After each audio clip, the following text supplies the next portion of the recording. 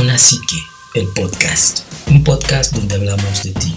En este podcast tendremos invitados como psicólogos, filósofos, pedagogos, sociólogos, maestros y amigos. Un podcast donde hablamos de ti, hablamos de tu mente. Siempre con la necesidad de descubrir algo nuevo. Comenzamos. Hola a todos nuestros seguidores de Zona Psique. El día de hoy estamos en un podcast más de Zona Psique. El día de hoy, el tema de hoy considero es muy importante, los efectos psicológicos de la música. Y bueno, para esto va a estar aquí también con nosotros comentando Esaú Arzate, que él es maestro en pedagogía y también tiene conocimientos y aplicaciones de filosofía. Hola Esaú, ¿cómo estás? Hola Carlos, bien, muchas gracias, un gusto acompañarte ahora en este espacio. Muchas gracias. Sí, pues, el podcast ha funcionado bien en el sentido de que, pues, por lo regular se tiene algún invitado o así. Y bueno, el tema de hoy, pues creo que es muy amplio y también lo conoces muy bien, ¿no? En este aspecto, digo, tú das clases. Y en tus mismas clases también hablas de estos efectos que provoca la música, ¿no? Sí, algo muy curioso, bueno, sí, por supuesto, en mis clases, ¿no? Pero este trabajo con la música viene de digamos, una suerte de autocrítica también, a partir de lo que representó para mí el incorporar cierta discusión desde el feminismo, y pensar cómo algunos elementos culturales, dentro de ellos la música precisamente, pues tienen este papel, pues no es en estricto sentido pedagógico, pero sí es formativo en la medida en que causa una interpelación al sujeto de orden formativo, ¿no? Entonces existen ciertos elementos de los múltiples productos culturales que nos invitan a hacer o a pensar o a actuar incluso también de cierta manera, y aquí pues la música se vuelve muy muy importante. Entonces justamente el tema de la música que me ha acompañado durante toda mi historia fue un motivo de cuestionamiento en alguna parte de mi historia personal, justamente en la medida en que yo comienzo como a sensibilizarme justamente sobre todos aquellos aspectos que de mi vida se encontraban formando o formándose desde el espacio de la heteronormatividad machista, ¿no? Entonces, justamente en esta propia autocrítica fue que me voy dando cuenta que existe un papel muy importante de lo que sería la producción estética, la producción artística en términos de estos productos que nos interpelan, que nos llaman, que nos provocan sensaciones y emotividades, pero que al final resultan en esta posibilidad de formarnos también. Claro, y bien lo dices, pues la estética no nada más es lo visual, ¿no? Sino que también llega aquí a lo auditivo, a lo sonoro, a los ritmos, ¿no? Cadencias, tonos, repeticiones, incluso los silencios son parte de la música, muy esencial, ¿no? Y de ahí viene, por ejemplo, la música, en esencia, nos difiere un poquito o nos refiere a las musas, ¿no? En los griegos, pues la antigua Grecia era encontraba muy presente la música, ¿no? Como algo universal. Era muy popular en la antigua Grecia y pues el papel de la música en los antiguos pues era muy importante porque era para los rituales, ¿no? Y los rituales pues eran importantes pues como trascendencia de los pueblos, de la cultura y demás, ¿no? Desde el psicoanálisis pues podemos decir que la música, al igual como el sonido de la voz, pues tienen, dijéramos, una parte en el inconsciente humano, ¿no? Es decir, que es una construcción, dijésemos, humana, pero que viene de una parte inconsciente también, ¿no? Ahí hay algo muy interesante, por ejemplo, Freud ya mencionaba que las canciones populares que se repetían en ciertos poblados, estas letras tenían un carácter de orden sexual. y que repetían de forma inconsciente un contenido en las masas, en el contenido de la psicología de las masas, ¿no? Y eso lo vemos, por ejemplo, muy acentuado el día de hoy, muy presente con ritmos, digamos, como el reggaetón, que no a todos nos gusta, ¿no? No nos tiene por qué gustar, pero es una prueba más de que las letras implican mucho en lo sexual, ¿no? En esta parte de lo erótico, ¿no? Y pues la música en cierto punto también se compara a los sueños, ¿no? A los sueños, dijéramos, o al mundo onírico. Y el análisis de los sueños tiene que ver también con mucho orden, dijéramos, de lo inconsciente y obviamente inconsciente arraigado al sujeto en específico, ¿no? Entonces, dijéramos, los sueños y la música tratan de decirnos algo y ese algo no lo dicen tal cual directamente, sino es una forma más como rebuscada o dijésemos asociada a la masa, ¿no? ¿O tú qué piensas? Sí, gracias. No. Esto que dices es bien interesante porque justamente pensar la experiencia estética es esto que tú estás comentando, es pensar dentro del espacio de lo onírico, no necesariamente en el esquema de la racionalidad, ¿no? Uh-huh. Recordemos que también tenemos esta pues tradición, ¿no? En cierto sentido, en términos culturales y científicos, que emana de una epistemología y de una ontología que caracteriza, por ejemplo, desde el racionalismo, esta fuerza que tiene el res cogitans sobre la res extensa, ¿no? Entonces, la racionalidad por sobre los sentidos. Y cuando hablamos de experiencia estética, pues más bien estamos en el horizonte del espacio de los sentidos. Y tiene muchísima importancia, por supuesto, el propio Platón, retomando desde los diálogos socráticos y Aristóteles mismo, están hablando justamente de la importancia que tiene la lírica, la música, la poesía para la formación de sujetos. El propio Platón en la República y en las leyes hace una especificación de aquellos contenidos sensibles en términos de música y de lírica, de poesía incluso, que tendrían que estar prohibidos en la polis, ¿no? Porque justamente provocan ciertos elementos innecesarios en los sujetos. Y esto va diciendo mucho de la construcción digamos, de la posibilidad de apreciar un elemento como la música, no solo como una experiencia, digamos, agradable o desagradable, ¿no? Consonante o disonante, sino de la posibilidad de que la música sea un espacio de expresión, pero también un espacio formativo. Recordemos también que a partir del Renacimiento y la recuperación precisamente del pensamiento clásico, dentro del trivium y el quadrivium, en el quadrivium una de las maneras más importantes de acercarse a los modos del conocimiento era precisamente la música, ¿no? Dentro del quadrivium, que era la geometría, la aritmética, la música y la astronomía como estos espacios formativos necesarios para ser un ser humano, digamos, completo. Entonces, desde ahí vamos viendo cómo la música cobra también una importancia muy fuerte, ¿no? Y además, pensemos también, por supuesto, esto que tú comentabas sobre los ritmos y la manera en que se van configurando ciertos elementos de carácter homosexual. Bueno, vayamos pensando en un ejercicio como muy simple, ¿no? Cuando de pronto tenemos a un montón de niños que apenas alcanzan a decir ciertas palabras, ¿no? Tú pones una música de reggaetón, solo la música, uh-huh, y los niños comienzan a moverse, ¿no?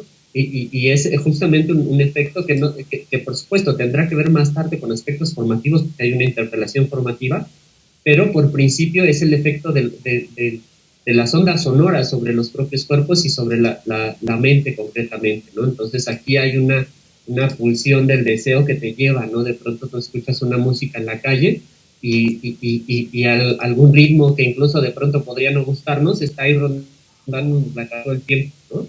Eso claro, es algo que se va quedando debido justamente a este tema de las armonías musicales, ¿no? En donde por supuesto el propio caos también se encuentra o encuentra claro su sentido, ¿no? El vacío del sonido y demás.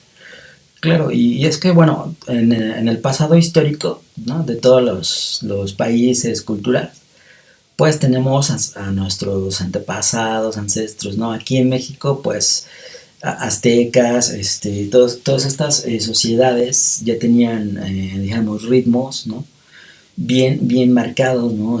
Sonidos naturalistas como el cascabel, ¿no? Las conchas, los cuernos, todos estos sonidos implicaban mucho en su relevancia, dijéramos, de cómo concebían el mundo, ¿no? Cómo concebían su idiosincrasia y cómo, en algún momento, te decía, los rituales incluso hasta de apareamiento, ¿no?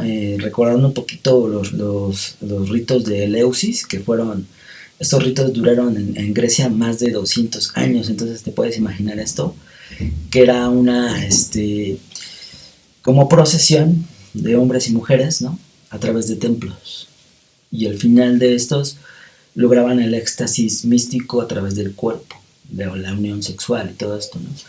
Y todo esto era a través de ritmos. Entonces, considero que es muy importante en todas las culturas, ¿no? Ahora, bueno, desde la ciencia, pues nos han comentado que desde que estamos en el vientre materno, tenemos un ritmo básico, que es el sonido del corazón de nuestra madre, ¿no? Y tutu, tutu, tutu, es un ritmo básico que implica un agrado inconsciente en el ser humano, ¿no? Por eso de ahí, en varios estudios, que ahorita no recuerdo exactamente cuáles, pero han encontrado que las canciones más populares o que han tenido éxito tienen este beat, ¿no? Este ritmo. Entonces, viene de algo inconsciente, dijéramos, ¿no? Entonces, bien comunicábamos aquí que los sueños, en los sueños la voz es muy importante, ¿no? En un sueño puedes ver a alguien que no le hallas bien el rostro, pero en el momento que habla, dices, es mi esposa o es mi madre, ¿no? Deviene luego el conocimiento o la develación del ser a través de la voz, ¿no? Entonces, la voz y la música hablan mucho de nosotros como sujetos, de nuestra subjetividad, ¿no? Como bien decías al inicio, todos tenemos como nuestro playlist, ¿no? De ciertas canciones elegidas. Y hasta hay gente que crea historias a través de esto, ¿no? Por ejemplo, yo me acuerdo que en esta canción me recuerda mucho cuando me enamoré por primera vez, ¿no? Y esa canción para mí tiene un símbolo, bueno, un simbolismo que ya se deviene como significante muy amplio, ¿no? Entonces, los sonidos obviamente no tienen ninguna interpretación más allá de lo humano, ¿no?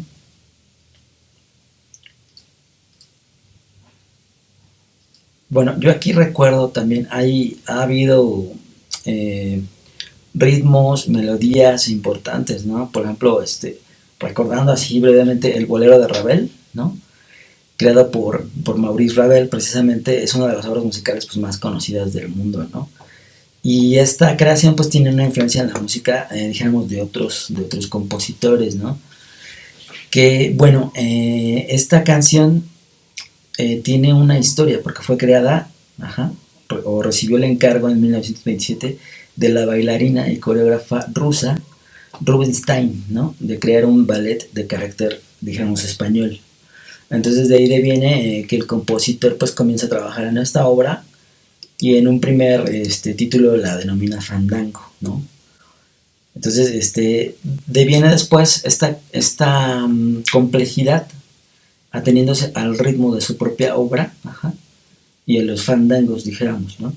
Entonces esta obra es tradicional andaluza, ¿no? Y como cada canción tiene una historia, ¿no? Tanto personal del creador, pero también adquiere una historia personal en el oyente, ¿no? Sí, pues todo esto que dices es bien interesante, ¿no? Me gustaría ir un poquito para atrás, ¿no? Justamente. Hace rato no me di cuenta que tenía apagado el teléfono. Quería yo abrir el teléfono, el micrófono y quería yo comentar un par de cosas. Sí, justamente esto que tú comentas acerca del corazón de la madre, ¿no? Y cómo justamente va funcionando este bombeo de sangre como uno de los primeros acercamientos al ritmo que se tiene, ¿no?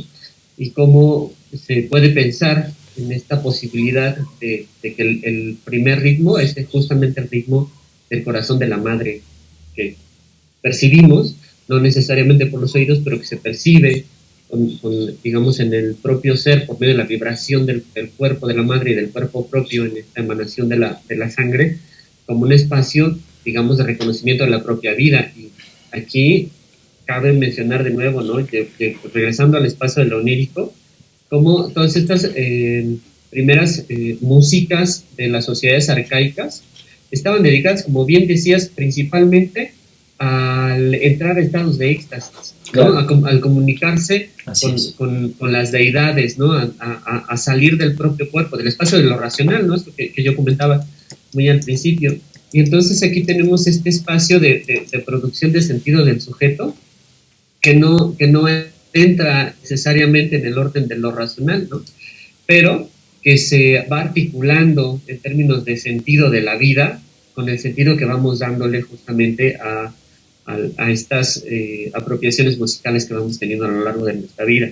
No es lo mismo, por supuesto, nacer en la Sierra de Guerrero con las músicas que se encuentran allá, ¿no? Y de pronto enamorarse del sonido de los pájaros, del sonido de los ríos, del viento. Exacto.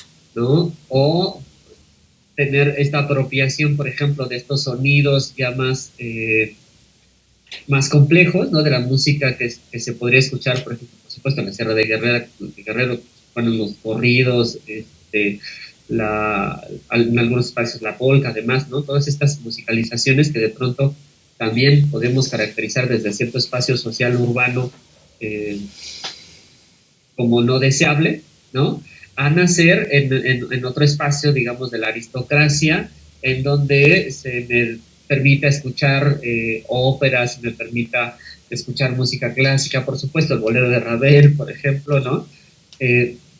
Y tiene impactos diferentes, digamos, claro, en la apropiación del sentido que los seres humanos vamos tomando de la propia vida. Y esto se va agregando a la posibilidad, digamos, ahora de interpretar lo que tú llamas la voz, ¿no? Porque estos sonidos, si nosotros podemos llamarlos de alguna manera por principio, son armonías naturales. Es hasta cuando entra la voz que comienza a haber cierto sentido. Sí. Y si ya vemos, por ejemplo, el fenómeno de la música actual ya con el tema de los videos incorporados, pues el sentido de la experiencia estética de la música se vuelve todavía más complejo. Me recordaba ahora justamente un video que yo me gusta analizar con mis alumnos porque al final salen como, oh, por Dios, qué horrible, de la canción de Las Persianas de Café Tacuba. Seguramente la conoces. Sí. Somos más o menos contemporáneos. Sí. Es muy buena. ¿No? Y el video es muy interesante y la canción es muy buena, ¿no? Los ritmos son bien bonitos, son bien interesantes. También y creciendo todo el tiempo, acelerados, muy fuertes. Sí, claro, o la de Ojalá que llueva café, que tiene un ritmo veracruzano, que también es de Café Tacuba, ¿no? Entonces tienen como raíces claro, de un origen, digamos, geográfico, cultural y de alguna población en específico, ¿no? Ahorita nada más me acordaba precisamente de lo del bolero de Ravel, nada más para mencionar ese dato, que pues tuvo un éxito mundial, ¿no? Y fue tan prestigiosa que la misma Universidad Oxford le concede a Maurice Ravel el doctorado en música honoris causa, ¿no? Por esta melodía. Entonces, bueno, sí es muy importante lo que mencionas. Aquí la unión de lo auditivo, lo sonoro, lo rítmico con lo visual tiene que ver también con la transformación de la tecnología, de cómo vamos adquiriéndonos o asimilándonos en la tecnología, porque de ahí no podemos dejar de hablar, por ejemplo, en el proceso de esto, de MTV. MTV fue el icono de los 90s, de cómo empezaron los videos musicales, o a musicalizar, dijéramos, más bien a visualizar los audios, ¿no? Entonces, es parte de la cultura pop, MTV, y es parte de la cultura de los 90s, ¿no? Ahora, bien dices, lo de la voz, claro, la voz, deviene mucha parte inconsciente y me recuerda mucho, por ejemplo, la flauta mágica de Mozart, ¿no? La flauta mágica de Mozart no es, digamos, es como no solamente una parábola, ¿no? De una lucha entre el bien y el mal, sino que también tiene elementos masculinos femeninos como en un grado, dijéramos, muy equilibrado, y aparte él sustituye la flauta por una voz, ¿no? Esa es la magia de la flauta, que es la misma voz humana, ¿no? Entonces, muchos comentan que esta en especial, pues es ocupada para muchos rituales, ¿no? Ya de orden, dijéramos, pues más allá de hablar de los masones o así, dijésemos que es como de un orden místico, como de esta de los iniciados, ¿no? Algo iniciático, ¿no? ¿Cómo ves? Pues, híjole, es un tema bien escabroso, pero sí, déjame recuperar, a ver si logro como llevarlo por ahí. Me hace recordar por principio, ahora que mencionabas este tema de la flauta mágica, cómo podemos relacionarnos también, o cómo se ha dicho, ¿no? Se ha nombrado a la música como lenguaje universal, justamente por el tema de las armonías, ¿no? Y tú puedes escuchar una música a la que no entiendas necesariamente la letra, ¿no? Digamos en Zully o alguna letra indie, por ejemplo, Uh-huh. incluso en inglés, en francés, ¿no? Que algo que no entiendas como por completo, ¿no? Pero de pronto mucho de la, de la música, de las armonías, de los sonidos, nos va dando cierto sentido, aunque no sea necesariamente el del autor o la autora, ¿no? Ahora, a mí me hacía como, se me hacía muy curioso que mencionabas la relación entre Ojalá que llueva café y las persianas. Justo yo te decía, mi alumnado resulta horrorizado cuando hace el análisis de las persianas. Ajá. No sé si te has dado cuenta, más allá del ritmo, eh, pues el ritmo es maravilloso y para bailar y para estar en una fiesta uno dice, wow, ¿no? Las persianas. Y de pronto ves el video y un video en amarillos bien interesantes, todo el mundo bailando, gritando, Sí, hacia el sí. final de la canción los jadeos y justo como este tema como de lo sexual está muy presente. Y cuando uno le pone atención a la letra, está narrando a un hombre que mató a una mujer ahorcándola y que ya muerta, de hecho dice ya fría, la sigue amando, ¿no? Y sigue amando y van los jadeos. Entonces, es una canción que está hablando directamente de necrofilia Microfilia, sí. y de algo como muy posiblemente puede llamarse de feminicidio. Y cuando uno le pone atención al video, ves de pronto todo el amarillo y es amarillo cempasúchil. Y Claro. ves la imagen de la mujer de fondo y es una mujer que no se mueve, es una mujer ahí intacta. Y eventualmente ahí pasan un par de escenas y hay una ofrenda, Uh-huh. ¿no? Es, por supuesto, el tema de la muerte está ahí, el tema de la sexualidad está ahí, es fuertísimo, Y es ¿no? contrastante. Y está presente. Y son cosas que de pronto uno no se da cuenta, Ajá. ¿no? Algunos alumnos me decían, oiga, profe, es que yo bailaba eso en las fiestas y Sí, pues es todo el que mundo, ¿no? Porque la música es muy interesante, es contagiosa, no nos le tiene pones ahí, ¿no? atención tanto a la letra ahí. Ajá. No pone, exacto, ¿no? Y de pronto ahí, cuando metemos el tema de la voz, por eso te decía, de pronto podemos escuchar música en los más variados idiomas y puede gustarnos, ¿no? Uh-huh. Pero hay un papel importante de la voz y de los significantes y Sí, cómo eso se va articulando con el sentido que le damos a nuestra vida. Digamos, seguramente alguien que no sepa nada de español y que escuche en algún otro horizonte del mundo esta canción de Las Persianas, que es bien interesante y bien linda en términos de sí, sonidos, de musicalización, pues provocar un ambiente de fiesta, de alegría, de vida, ¿no? Y qué es la muerte en México, ¿no? Este ambiente claro. de Sí, sí, alegría, sí. ¿no? Es súper complicado, ¿no? Pero es muy interesante pensar justamente esta relación que tenemos con la música, con el estado de éxtasis, con la posibilidad de dotarle un sentido, ¿no? Y esto, sin duda, que se entra sobre la marcha con estos elementos que tú estás comentando. Claro, que ahí no sabemos a ciencia cierta, ¿no? Qué es lo que quiere decir realmente un artista. A lo mejor en algunas entrevistas que pudieran haberles hecho a ellos directamente, como Café Tacuba, y que ellos expresaran, no, pues sí, hablábamos de una muerta, ¿no? Sí. Pero aquí viene esa interpretación del otro. Yo interpreto lo que tú me dices, lo que yo escucho de ti. De ahí viene, por ejemplo, una frase muy interesante de Jacques Lacan, ¿no? Que dice, yo estoy seguro de lo que digo, pero no estoy seguro de lo que tú estás escuchando, ¿no?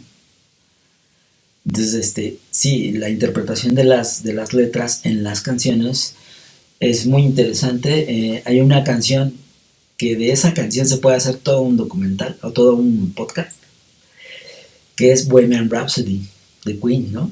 Está catalogada como la letra más enigmática de toda la historia, ¿no? Porque habla hasta de un demonio, de Belcebú, habla de que mató a un hombre, habla de que se va al infierno, de que dices, wow, o sea, es una letra realmente incongruente, ¿no? Pero que justamente lo humano le da sentido, ¿no?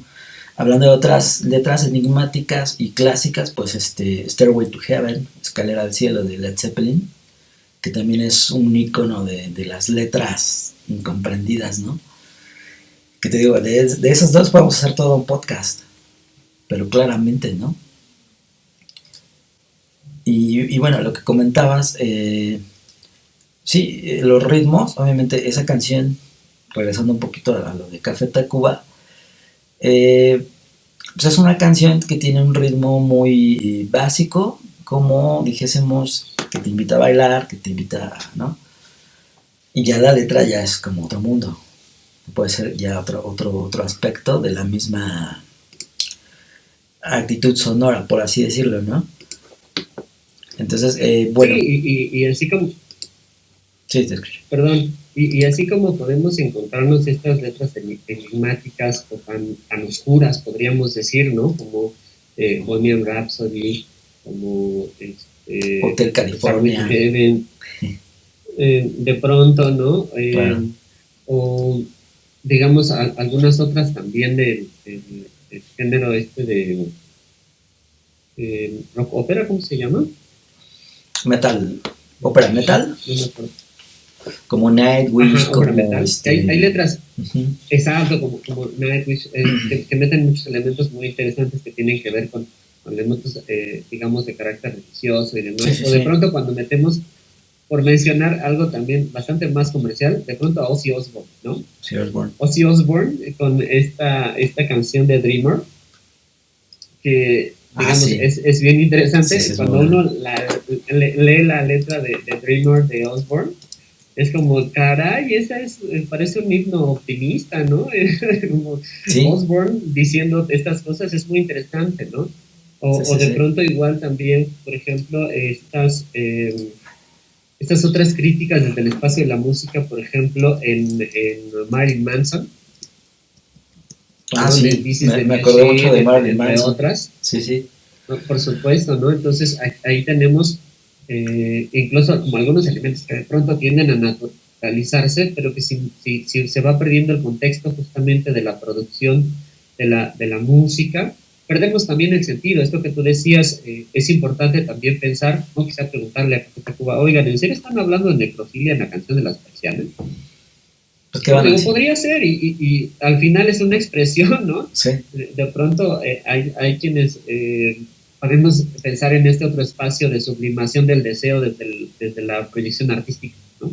Claro. Digo que es muy complicado ir naturalizando a partir de la constante iteración una posibilidad como esta, ¿no? Uh-huh.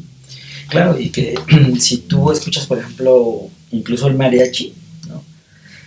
Que tiene esta parte, esencialmente dijéramos, como característica principal del mexicano, ¿no? El mariachi, el sentirse muy nacionalista y todo esto, también tiene letras que tienen que ver con la muerte, ¿no? La Llorona misma, ¿no? Que es todo un clásico. Ahorita recuerdo alguna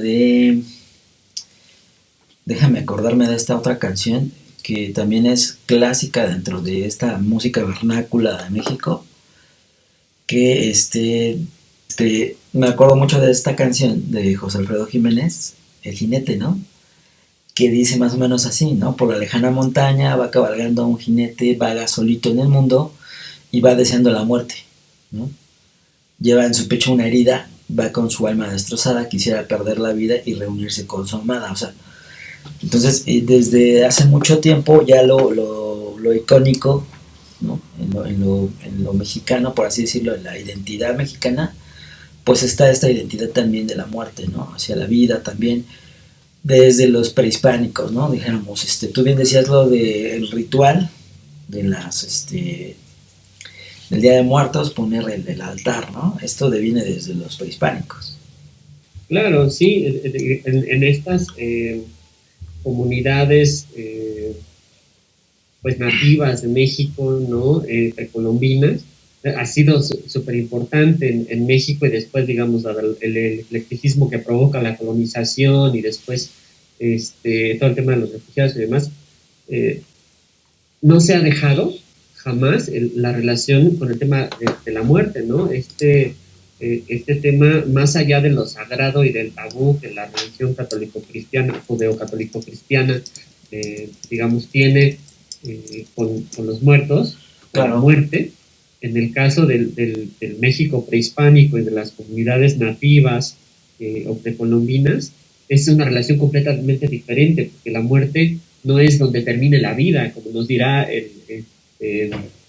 esta religión católico-cristiana, y que para superarla necesitemos de la resurrección. No, la muerte es el mismo espacio de la vida, ¿no? Y en muchas de las tradiciones culturales, la música también, el papel de la flauta y del tambor, cumplen, digamos, incluso como un sistema de guía de las almas de los muertos.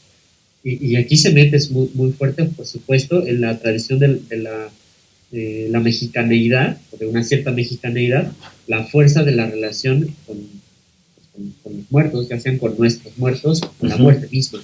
En la música, por supuesto, se ve todo el tiempo. Claro. Que, bueno, eso de el mariachi y la voz del mariachi en la forma inconsciente es como un llanto permitido en el mexicano. ¿Te das cuenta? Es como decir, sí estoy sufriendo, pero como soy un macho, sufro cantando, ¿no? Me doy ese permiso cantando. Claro, y los propios gritos digamos, en el mariachi, en la banda, en el norteño, ¿no? Parece una carcajada, pero es un llanto, ¿no? Entonces es un llanto como de carcajada, justamente. Y cumple este espacio de catarsis, de esta masculinidad que no se permite, ¿no? En el términos de lo público. Que no se permite ser débil. Sacar, ¿no? Ajá, ¿no? Sacar esta debilidad, llorar, gritar, y entonces no, hay que gritar como macho, ¿no? Hay que llorar como lloran los hombres, ¿no? Sí, sí. O la valoración de las lágrimas de hombre, que el propio José Alfredo por ahí lo menciona, no recuerdo si también Hugo Sánchez habla, ¿no? De por ahí un par de canciones, Las lágrimas de hombre, es claro. Como de, ¡ey! Tiene muchas canciones que hablan de este tema, inclusive pues frases icónicas también, ¿no? Pero bueno, adentrándonos un poquito más a lo actual, dijéramos, lo que vive en forma global el ser humano también afecta en lo que escucha, ¿no? Por ejemplo, los temas ahorita con la guerra, Rusia y todo esto, la gente empezó a escuchar más temas que hablaban de esto, de una paz, ¿no? De guerra hacia la paz. Y en el top 10 mundial estuvo mucho esto de los Beatles, otra vez de nuevo, ¿no? Por ejemplo, esta canción de Give Peace a Chance de John Lennon volvió a sonar de nuevo, ¿no? En el top mundial. ¿Por qué? Porque de forma inconsciente la gente busca esta respuesta en la música.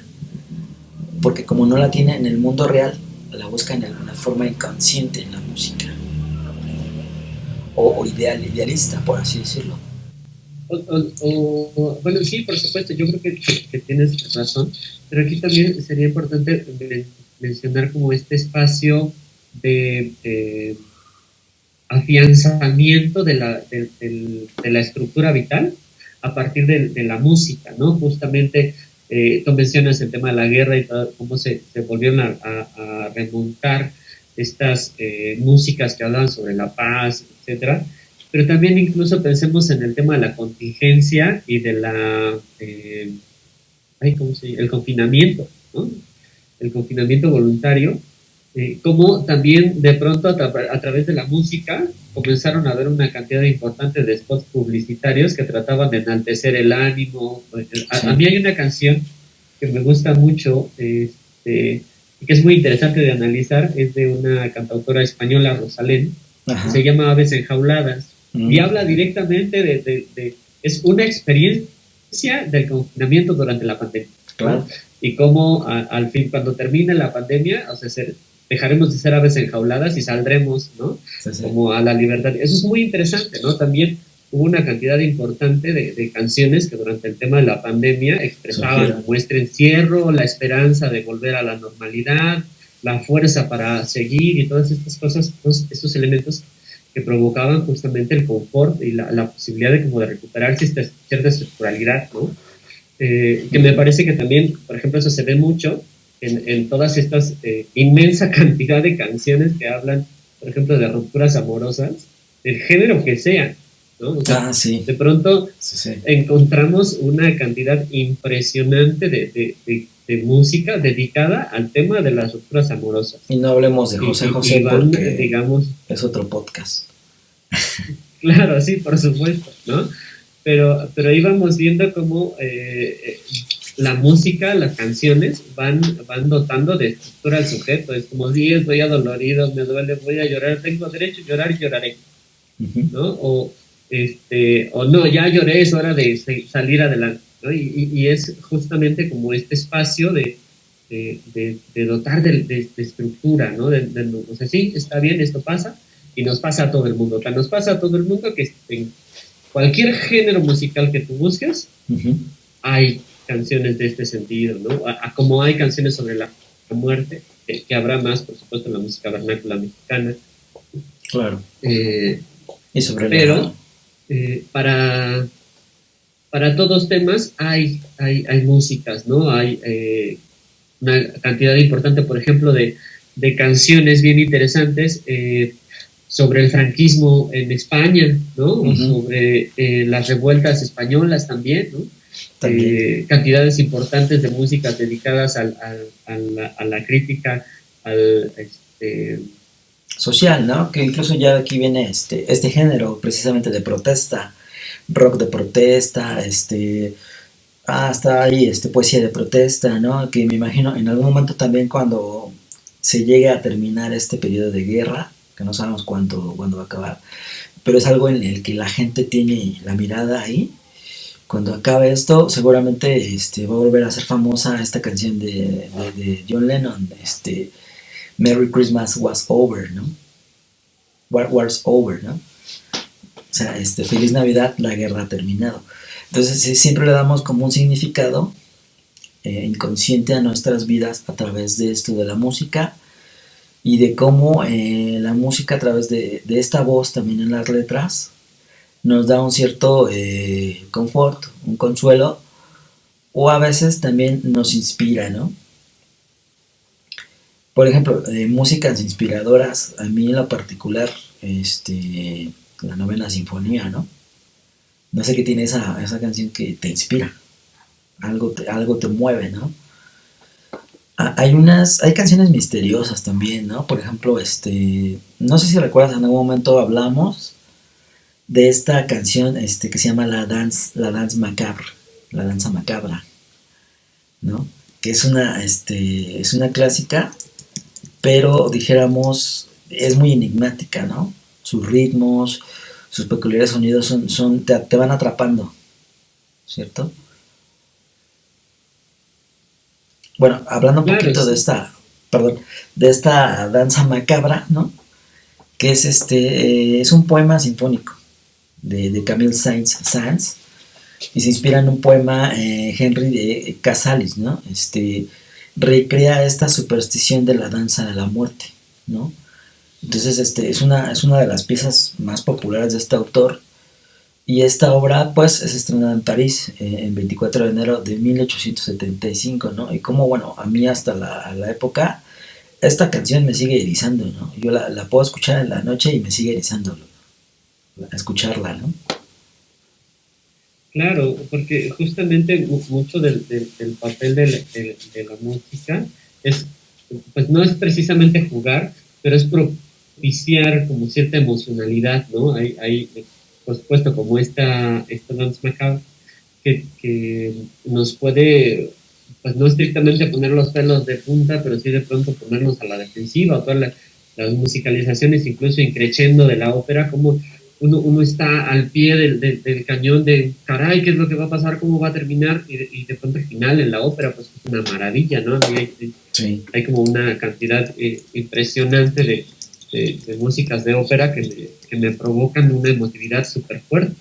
¿No? Sí. Pero digamos, para ir de nuevo a lo popular, me gustaría también, por ejemplo, y marcar la importancia también de las contingencias y la relación entre lo social y la música. Ahorita que tú comentabas, me recordaba mucho esta canción de Winds of Change de Scorpions, Uh-huh. ¿no? Dedicada a la caída del muro de Berlín. Claro. ¿No? Como es fuertísimo hablar de pronto de una canción que es como muy bella, muy tranquila, transmite como cierta esperanza, ¿no? La vas escuchando y dices, vientos de cambio, camino hacia el progreso, una maravilla. Ves el contexto en el que surge la Sí. canción y está hablando de la caída del muro de Berlín y la muerte del socialismo, ¿no? O la caída del socialismo real. Y Claro. entonces cobra otro sentido completamente. Esta otra canción de Another Break in the Wall de Pink Floyd, también, Uh-huh. ¿no? Que pareciera como muy enigmática, pero de pronto uno pone atención al video, a la letra y dices, oh, por supuesto, está hablando de la necesidad de libertad del ser humano. Es como una crítica Qué importante, al ¿no? capitalismo. Uh-huh. Exacto, eso es una crítica directa a la producción de personas en el horizonte capitalista, ¿no? Pues, cómo nos estamos planteando Claro. ser como personas. Y I'm not breaking the wall. la escena enigmática de ese video de cómo entra los bebés a la fábrica y los van como procesando y salen con su birrete y su título, ¿no? Eso se me hace muy es como una crítica al capitalismo más como dijéramos comercial en la institución, ¿no? De la crítica institucional. Es una obra fantástica también, ¿no? Que incluso tiene hasta su propio documental, ¿no? The Wall, que es un clásico también, un clásico animado. Yo ahorita Sí, estaba, sí, sí. perdón, sí, se escuchó. Sí, no, pues es justo eso, ¿no? O también, por ejemplo, esta otra obra más como infantilizada, que habría que ver qué tan infantil, ¿no? Esta Fantasía, se llama Fantasía 2000, ¿no? Ah, De Walt sí, Disney. sí, sí, Es una producción impresionante, ¿no? En claro, términos musicales y de pronto visuales, y es como para tener todo el tiempo ahí, ¿no? Y eso pues es muy interesante porque es justo los efectos de la música en los objetos. ¿No? Y puedes ir desde el espacio de la protesta, como bien decías, o la reafirmación de ciertas naturalizaciones, ¿no? Como, por ejemplo, también, ahora estoy recordando una salsa, ¿no? ¿Por qué será que los amores prohibidos eh, ¿cómo dices? Son más bellos? ¿Por qué será que el amor es más bello cuando lo prohíben? Una cosa así. uh-huh. Y cuántas, igual, ¿no? Cuántas canciones se dedicaron al tema de las infidelidades y de los amores ocultos, ¿no? Sí, sí, sí, Las caricias por debajo de la mesa, etcétera, etcétera, etcétera, ¿no? Entonces, claro, eh, esa temática, pues ¿no? sí, Inclusive ahorita me acordaste de esta temática como de la depresión, lo melancólico, lo triste, ¿no? Y esto me refiere, obviamente, sin igual a The Cure, ¿no? The Cure, sobre todo con la canción de Pictures of You, que son fotografías de ti, que es una canción, digamos, tú la escuchas y luego es la melodía melancólica y la voz te atrapa, te lleva, ¿no? Esta canción inclusive creo que fue prohibida un tiempo porque había tendencias suicidas, ¿no? O había índices de suicidios en Inglaterra. Y es bueno, en sí mismo The Cure es una banda de orden como gótico, rock gótico, que tiene esta melancolía en la voz, ¿no? Otras bandas como también, digamos, Radiohead, para mi gusto son como melancólicas, como un tanto depresivas, Y una canción en especial de R.E.M., no sé si la has escuchado, que se llama Everybody Hurts, todo el mundo te lastima, que es una canción a mí, a mi parecer, muy, muy depresiva, ¿no? Esta canción la encontraron repitiéndose en el estéreo donde en la sala de donde se suicidó Kurt Cobain, ¿no? Entonces, de ahí viene una historia muy grande, pero sí es una canción muy depresiva, ¿no? Tú la escuchas y dices, entiendes la letra y te refiere a todo esto, ¿no? De que en la vida todo el mundo te va a dañar de alguna u otra forma. Sí, sí, sí, justo estabas mencionando esta canción y pues, Nirvana, Kurt Cobain, ¿no? Por supuesto, también está ahí súper fuerte. Sí. Y incluso algunas canciones de The Doors, ¿no? También como entran en este espacio como de lo melancólico. Yo de pronto estaba pensando el blues como más clásico, después alguna parte del rhythm and blues, y después justamente como estas bandas icónicas de rock, una caracterización de la melancolía así súper fuerte, ¿no? Y cómo eso va integrando, ¿no? Me recordabas incluso también el fenómeno de esta tribu urbana que se empezaron a llamar los emos, ¿no? Esa caracterización como de tener la emotividad a flor de piel que venía precisamente de la relación que se tenía con un cierto espacio de lo musical también. Claro que son culturas urbanas, ¿no? O nacen en la modernidad. Y para mí hay un grupo ícono dentro de esta subcultura que es My Chemical Romance, ¿no? Que para mí se me hace una banda muy buena y sus letras también tienen ese tinte entre gótico, melancólico, depresivo y de malestar, ¿no? Entonces, lo manifiestan a través también de lo visual, ¿no? Con estas tendencias a usar colores bien oscuros, ¿no? O con brillantinas, cosas así.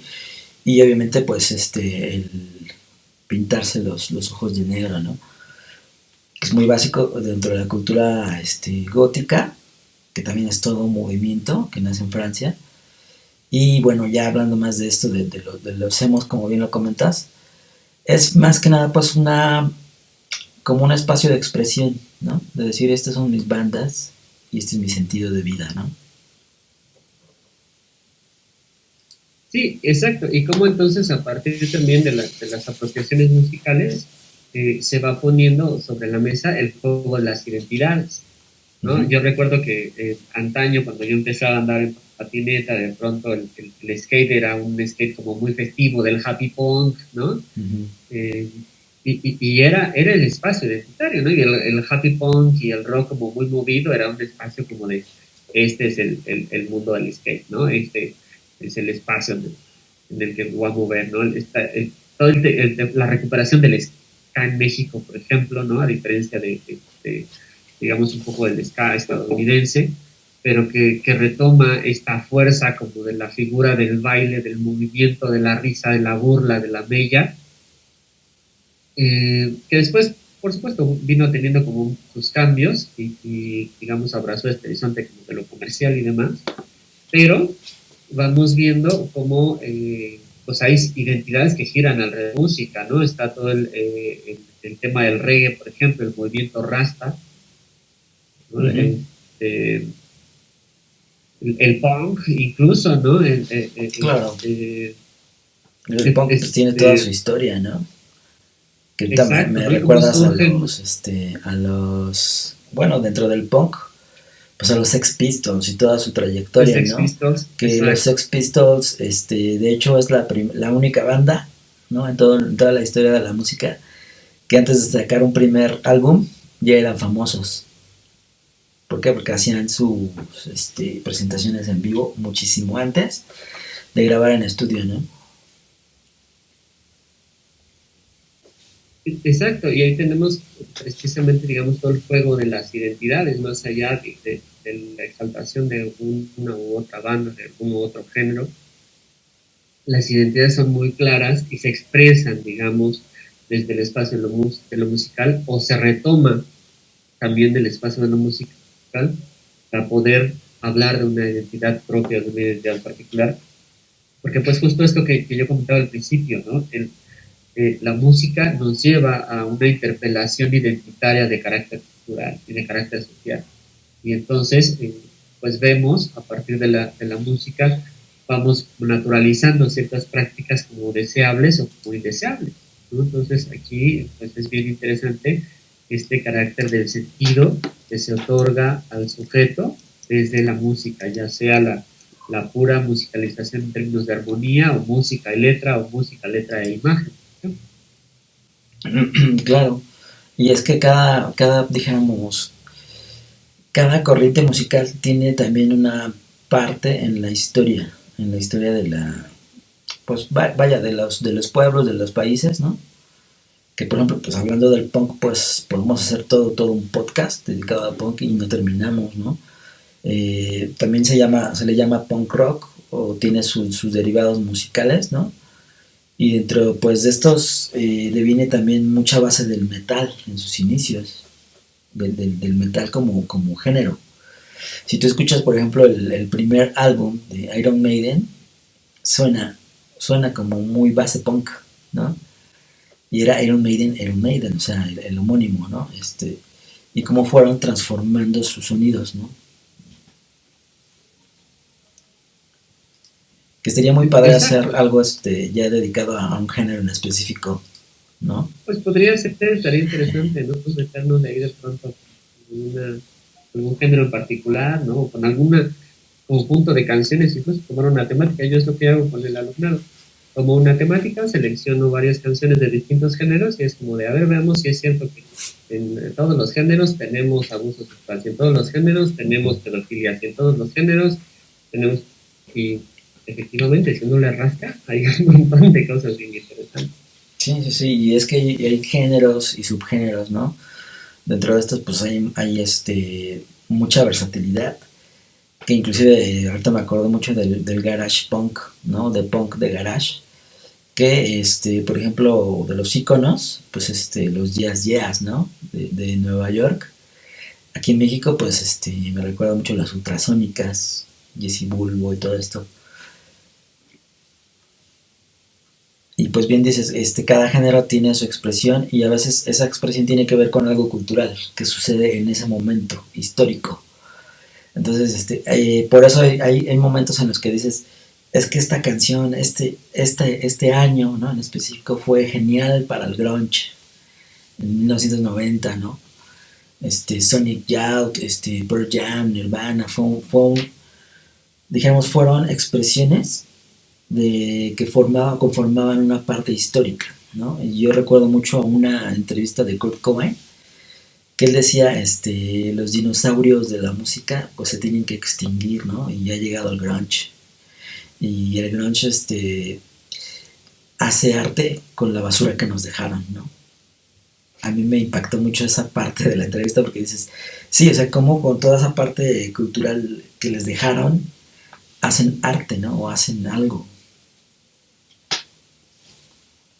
Claro, porque también es un papel bien importante la música, ¿no? Ahora me haces, digamos, voy a retomar también un carácter como más particular de México, el tema del rock urbano, ¿no? O lo que se ha Rock llamado urbano. en México como rock urbano, Sí, y cómo se expresa en canciones como La Muñequita Sintética, como Él no lo mató, ¿no? claro.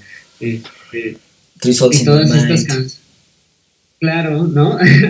El amor apesta, ¿no?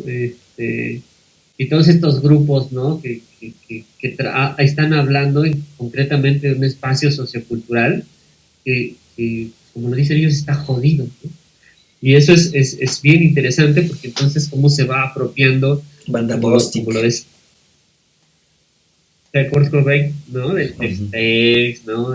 Interpuesto, La La Interpuesto. Land, el Three Souls in My Alan, Mind, ¿no? Por supuesto, ¿no? todos esos. Eh, y cómo esto justo va siendo, pues retomar todo ese dolor, toda esa angustia, toda esa miseria y convertirlo en En música, música. ¿no? Y a partir de esto, crear una solidez identitaria de las zonas suburbiales pues por lo pronto Claro. la Ciudad de México, ¿no?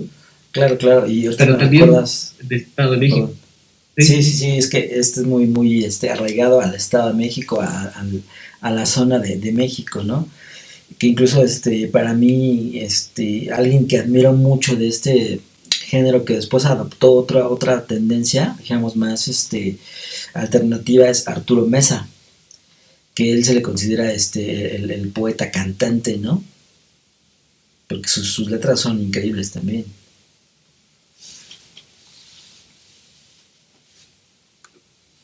Exacto, y con esto vamos dando cuenta que, o sea, justo hemos ido y venido entre la ópera, la música clásica, el blues, el grunge, el metal, El punk. el punk, rock urbano, la música vernácula mexicana, mariachi, norteña, ¿no? Pues es justo todas estas expresiones musicales pues van teniendo, digamos, su correlación directa en lo que serían identidades y acciones concretas sobre la vida y sobre los otros. Y eso es, digamos, lo que a mí me parece bien interesante del fenómeno de la música como un producto cultural que se asienta y da sentido a las vidas de ciertos sujetos y que incluso algunos sienten como este rescate de sus propias vidas desde el espacio de la música. Claro.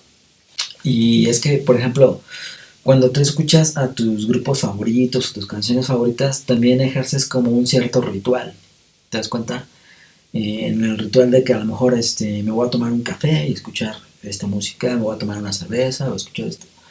Como que ese ritual implica un poco el estado en el presente, como hacer una pausa para esta añoranza, para esta expresión, para esta, ¿no? Y muchos tienen este ritual de, obviamente, escucharlo en audífonos, ¿no? Tomando algo.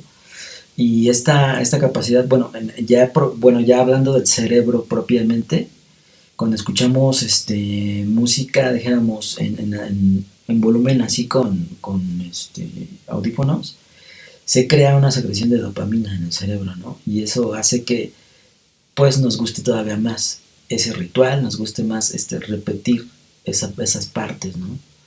Y aquí pues nada más es tener obviamente el cuidado de equilibrar las energías, ¿no? Energías psíquicas o psicológicas. Ahorita me estaba Sí, acordando, perdón, precisamente de Friedrich Nietzsche, ¿no? Con su frase icónica de sin la música la vida no tendría sentido, ¿no? Y este análisis filosófico sobre la música, el cual le hace ganar también un doctorado honoris causa, ¿no? sí, sí, exacto, ¿no? Y es justo lo que hemos estado comentando. ¿Cuál es el papel de la música en las sociedades? De pronto, ¿cómo pensar al ser humano sin música, si el primer sonido rítmico está en el propio latido de nuestro corazón, y la apropiación deviene justamente ya tú comentarás o no el esquema, digamos, de psicoanálisis, qué significa para el infante, para la construcción de la personalidad, estar cerca, escuchar el ritmo del corazón de la madre, el ritmo del corazón del padre, ¿no? Como incluso también en términos culturales, muchas de las expresiones culturales para cargar a un bebé cerca del corazón, en la espalda o al frente, pero que se escuche, Uh-huh. ¿no? Y tenemos ahí una primera apropiación, digamos, de los ritmos y de las armonías, o de pronto también ritmos de casa que provocaban alteraciones en los sujetos, que inducían al éxtasis porque recordaban el momento de la casa y del trabajo y de la labor, Uh-huh. y todo este espacio de excitación que tiene que ver también con lo que comentabas al principio, el tema del espacio de lo sexual. Y entonces, cómo todo esto se va quedando para poder recuperar Uh-huh. el sentido de la música en la construcción de una subjetividad, en la construcción de una colectividad y de las sociedades y las culturas humanas, Claro. ¿no? Cómo pensar también este espacio de la música como incluso ciertos puntos de fuga de esta sociedad del rendimiento, ¿no? Citando a Bill Chulhan, Uh-huh. es una sociedad que nos tiene en constante aceleramiento, en constante celeridad. De pronto poner música, establecer un pequeño ritual, nos Uh-huh. distancia y nos provoca Exacto. este confort o este espacio de la negatividad del sujeto para la propia construcción y pues ya ni tanto la autorreflexión, sino la autoconservación. Claro, y te crea un espacio para tu identidad, ¿no? Y yo aquí, a lo mejor hago un énfasis, por ejemplo, hablando de la vez pasada que hicimos el de la claqueta analítica, que hablábamos sobre psicosis, la importancia de la música en un audiovisual, en una película, ¿no? Cómo la música te impacta desde que ves, por ejemplo, a la chica buscando una puerta, ¿no? La música es lo importante y recuerdo escenas, ¿no? Como Terminator 2, cuando llevaba las rosas y de repente las tira y saca el rifle, pero ahí la música es muy esencial, ¿no? Este ritmo de, dijéramos, como futurista, entre apocalíptico y demás, también con unos tambores como electrónicos, ¿no? Entonces, cómo precisamente la cultura nos ha adaptado a eso, a que las escenas tengan que ser importantemente musicalizadas, ¿no? Claro, y tú decías hace rato algo bien interesante, pues, el playlist de tu vida, es como si fuera soundtrack de tu propia vida, ¿no? Claro.